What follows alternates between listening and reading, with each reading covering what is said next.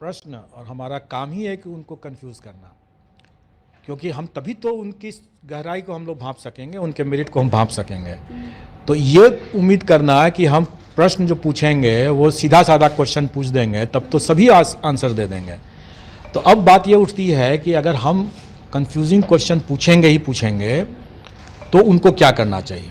स्वाभाविक है कि उनको अपना डेप्थ बढ़ाना पड़ेगा। सतही ज्ञान से काम नहीं चलेगा, उनको डेप्थ में जा कर के पढ़ना पड़ेगा। सतही ज्ञान से कभी नहीं चल सकता। जैसे कुछ बच्चे ऐसे होते हैं जो दरोगा भी दे देते हैं, यूपीएससी भी देते हैं, बीपीएससी भी दे देते हैं, हर एग्जाम देते हैं और फिर सवाल खड़े करते हैं।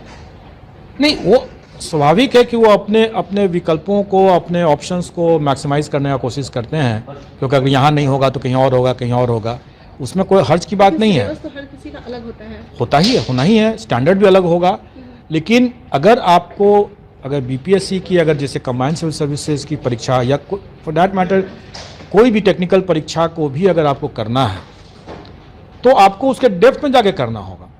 ऐसा नहीं कि एकदम क्लियर कट आंसर अगर देना अगर होगा तो अगर आप आसानी से दे सकते हैं तो और भी लोग दे देंगे। तो जब और भी लोग दे देंगे तो फिर आपका कैसे होगा, और लोगों का भी हो जाएगा।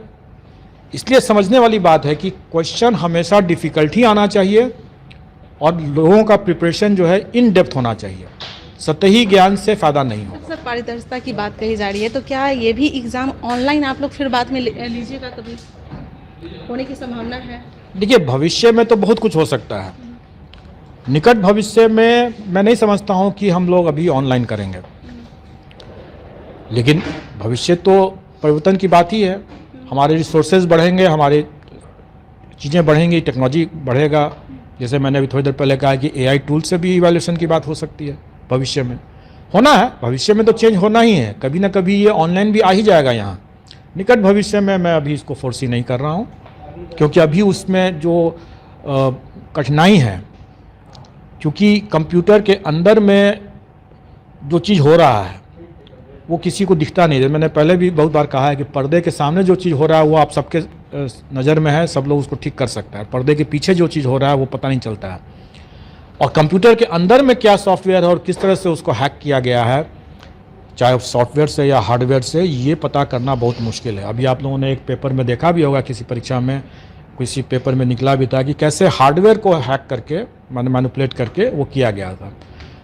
तो जब तक हम लोग उस लेवल तक नहीं पहुंच जाते हैं तब तक इस तरह की परीक्षा को हम फुल कॉन्फिडेंस के साथ कह सकें कि ऐसा हम कर ही देंगे, ये अभी थोड़ा हमारे लिए प्रीमैच्योर है। सर तो आदमी भरोसा किस पे करे?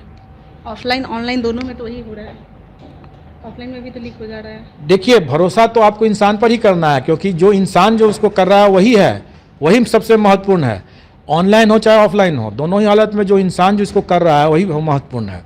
अगर वहाँ ऑनलाइन परीक्षाओं में भी सिस्टम में प्रॉब्लम नहीं है, जो उसको संचालित करने वाले लोग हैं उनमें प्रॉब्लम है, उसी तरह से ऑफलाइन में भी वही बात है।